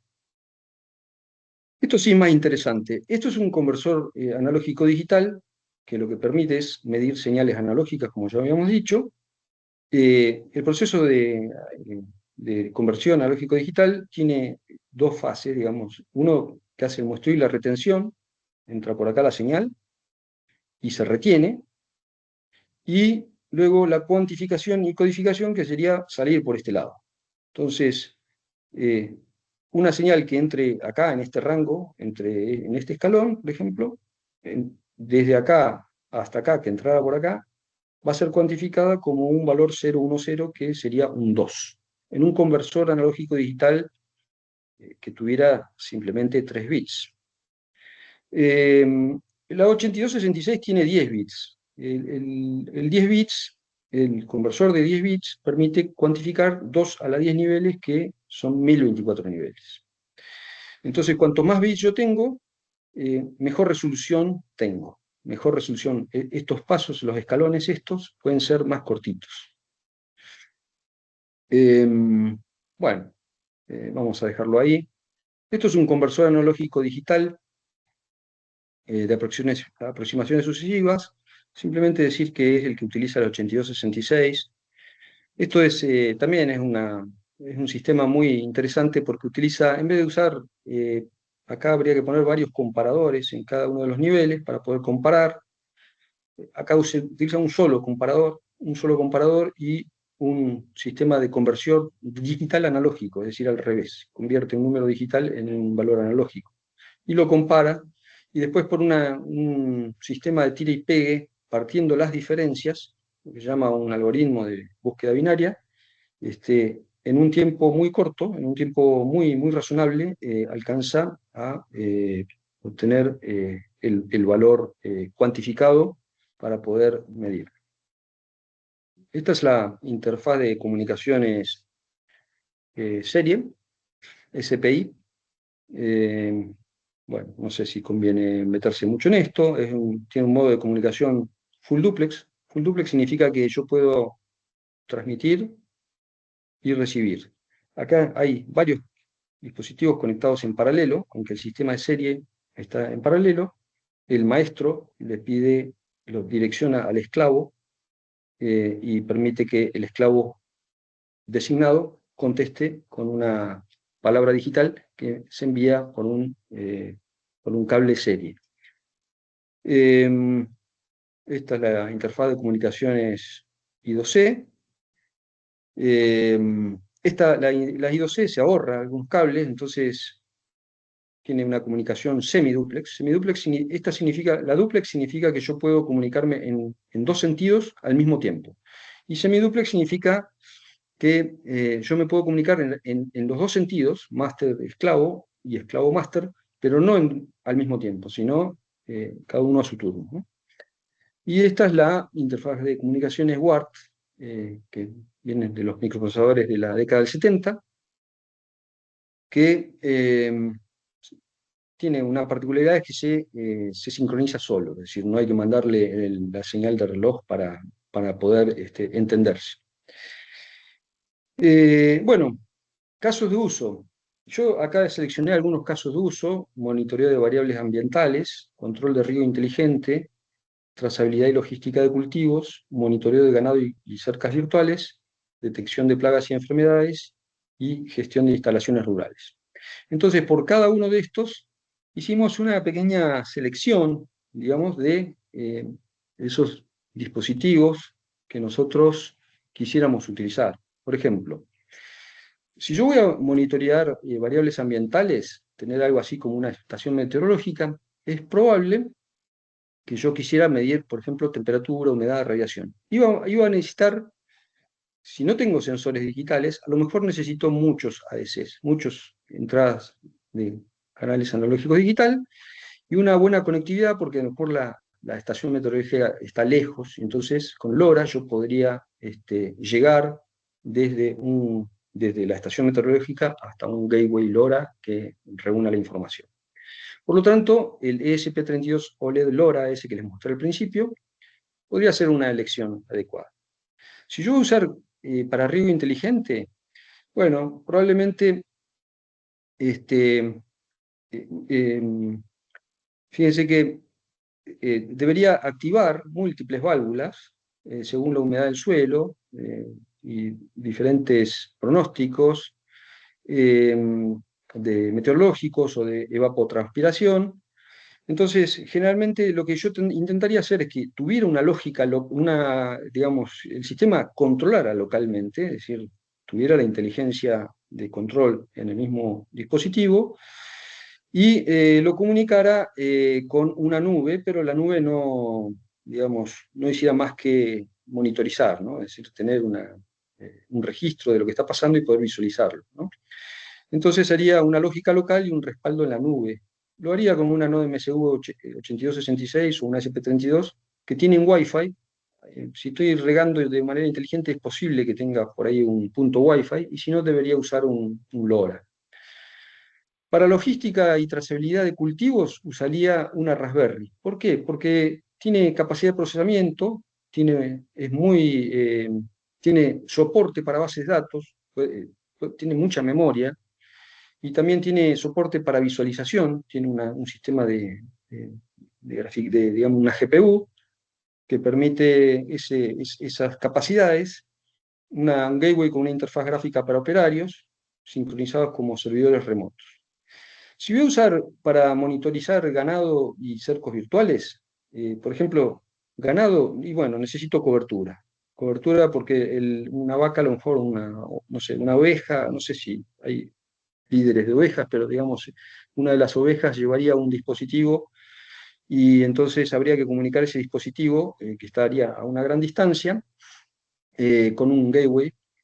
Y bueno, conseguiría esa buena cobertura y además, bueno, probablemente necesitara un GPS también para saber dónde está el animal. Pero se podría conectar el GPS por alguna de las interfaces de comunicación que ya habíamos mostrado.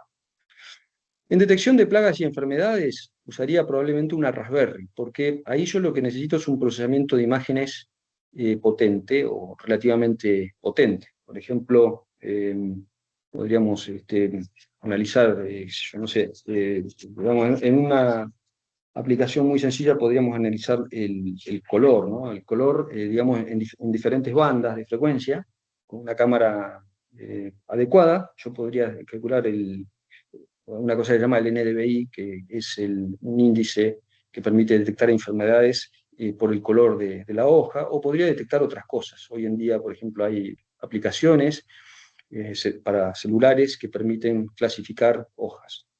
Un sistema portátil con cámara y a lo mejor una red neuronal ligera.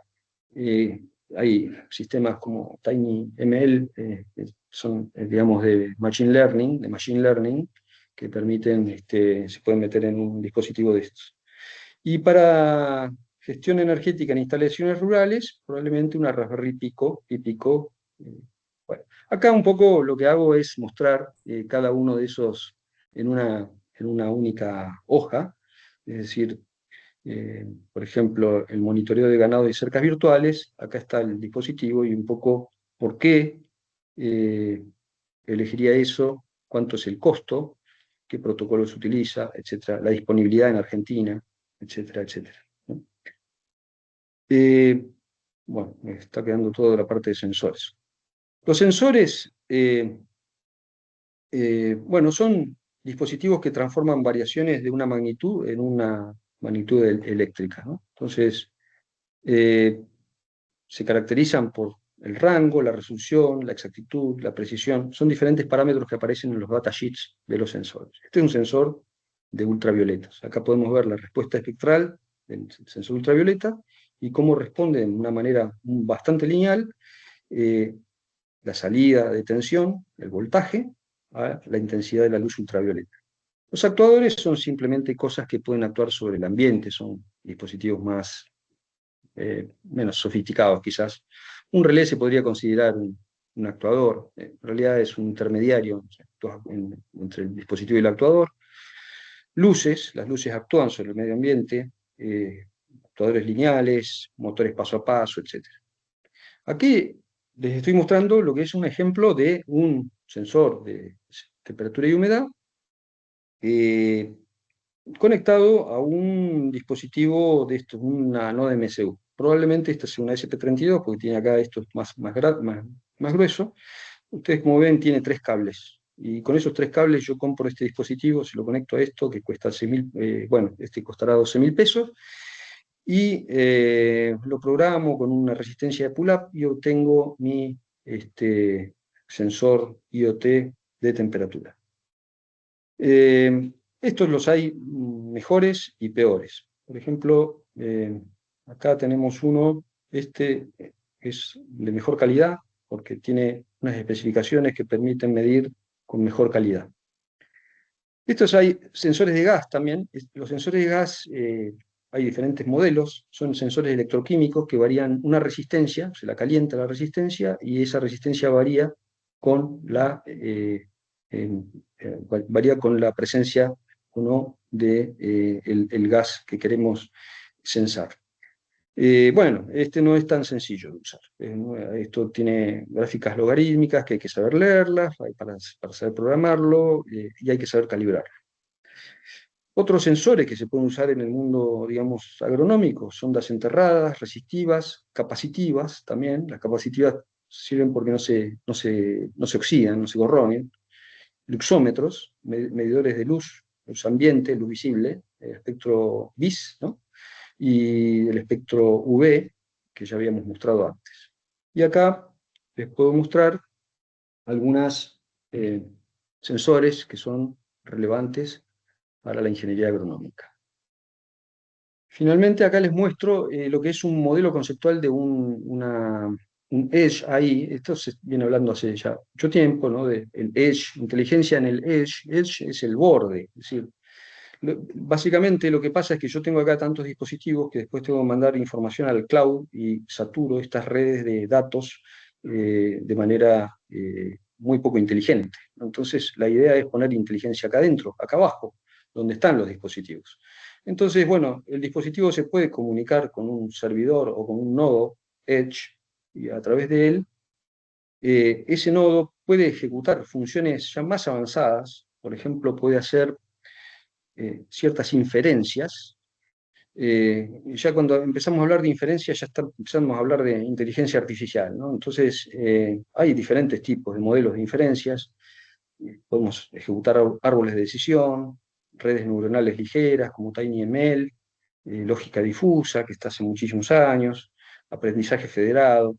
Hay diferentes modelos de inteligencias artificiales que están. Este es un modelo conceptual del sistema. Mandan el nodo obtiene la información a partir de los sensores, utiliza un modelo de inteligencia artificial, fusiona los datos y realiza inferencias para predecir ciertos resultados. Esta es la referencia de la segunda parte, y acá empieza Daniel.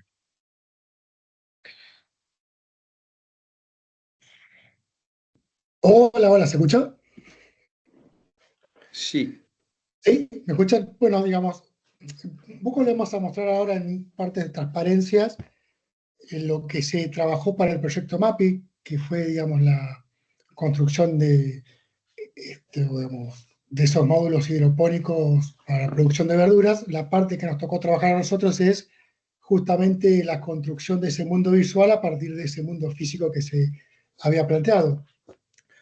Entonces lo que hicimos, bueno, es acá un poco los requerimientos, ¿no? Temperatura, humedad, temperatura relativa, control de los flujos de los líquidos, temperaturas de nivel de agua, de los tanques, de la solución, sensores de llama, sensores de humo, entre otras No cosas, sé si ¿no? estás La corriente. mostrando, Daniel. ¿Estás Sí, mostrando, Daniel? sí, ¿no se ve? A ver, dame un segundo, No se ve la presentación, Daniel. un segundito. Bueno, ahí vamos, ¿se ve? Sí, ahora sí. Bien. Bueno, entonces, lo que les muestro es cómo hemos logrado construir, qué tecnología utilizamos para poder construir justamente esto, ¿no? Cómo llevamos el sensado de todas esas variables de esos módulos hidropónicos a una imagen visual, ¿no? Que es la que ustedes ven ahí. Bien. Primero, digamos, se eligió el hardware. Ya les comentó Leonardo que lo que utilizamos son el SP01 y el SP32. Leonardo diseñó esas placas, digamos, multipropósito y una placa universal. Las dos verdes, digamos, son las versiones que actualmente están instaladas en los módulos, y la negra es la última versión que, bueno, ya más adelante les irá llegando. Entonces usamos SP01, usamos una SP8266, sensores analógicos y digitales. Ahí al costadito tienen una imagen con los sensores que tenemos. Es la tecnología utilizada de comunicaciones Wi-Fi, porque, bueno, en las bases hay Internet, con lo cual entonces Wi-Fi es la que utilizamos. Y, digamos, actuadores. Actuadores todavía no instalados, pero en algún momento ya los vamos a empezar digamos, a colocar. Bien, esto es lo que se refiere al hardware, ¿no? El hardware, digamos, tiene que ser programado. La programación se hace en Arduino, con Arduino IDE. Esta, digamos, programación tiene incluida toda esta funcionalidad. Digamos. Ahí a un costadito ven la foto, digamos, la foto actualmente como sería un sensor, ¿no? Conectado a su, digamos, la mota conectado al sensor, lo que en su conjunto hacen el dispositivo IoT. Bueno, este dispositivo IoT tiene la capacidad de, primero, configurarse una red Wi-Fi, que esta red Wi-Fi puede ser configurable por el usuario. Cuando vos encendés el equipo por primera vez, entrás, te pide cuál es la red Wi-Fi que te conectás, colocás la contraseña y ya después queda almacenado en el dispositivo y no te la pide más. También gestiona todo lo que es la conexión segura con una plataforma IoT. También, digamos, se conecta a un servidor MQTT. Servidor MQTT es a un servidor que manda los datos en ese formato. Se encarga, bueno, tiene también, digamos, la función de leer los distintos tipos de sensores que se les van conectando. En esta nueva placa se conecta un sensor por placa, no es multisensor, es un sensor por placa. Uno, cuando lo configura, le dice qué sensor tiene conectado, y ahí ya permite usar esa placa con ese sensor. Hace la validación de todos los datos recibidos, incluso detecta si hay fallas en las lecturas, porque, bueno, justamente tiene un programado todo un módulo de detección de errores. Envía los datos a la plataforma IoT, digamos, por MQTT, y después lo hace por algo que se llama API REST. Después, digamos, cada dispositivo ahí tiene la capacidad de mostrar, mediante una pequeña página web, un servidor web que tiene instalado dentro del dispositivo, y te muestra el último valor censado, y te muestra cuándo fue, la fecha y la hora de cuándo fue censado. Y tiene también, digamos, la funcionalidad de que se puede actualizar por internet vía OTA. Eso es importante porque cuando uno quiere cambiarle el firmware, es decir, ponerle actualizar el software que está dentro, ya no hay que sacar el dispositivo de la placa, conectarlo a la computadora, ya se podría hacer directamente por internet. ¿Sí?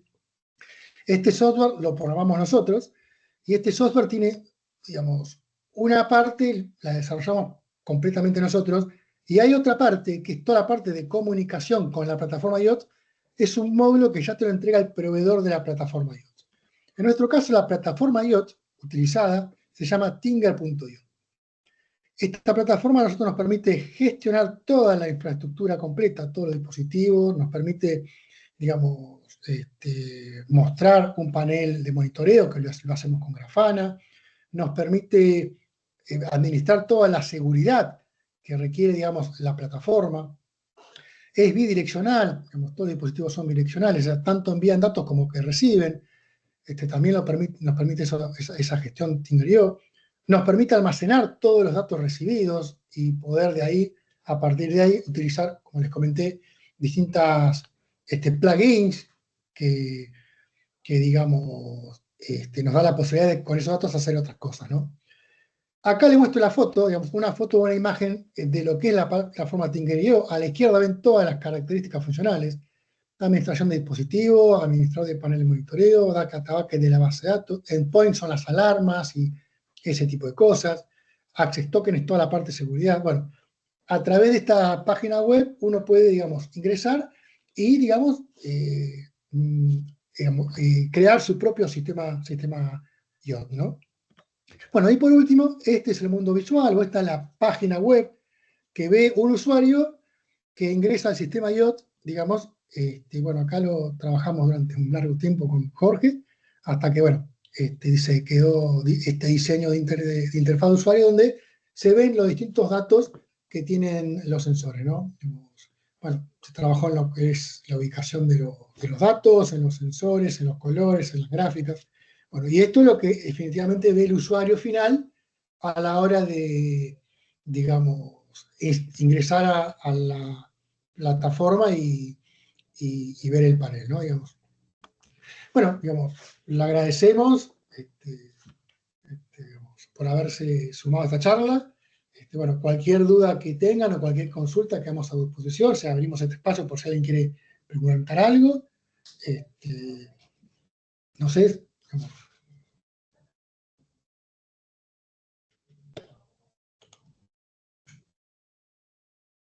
Hola, Jorge, ¿qué te dicen? No se escucha, estabas diciendo.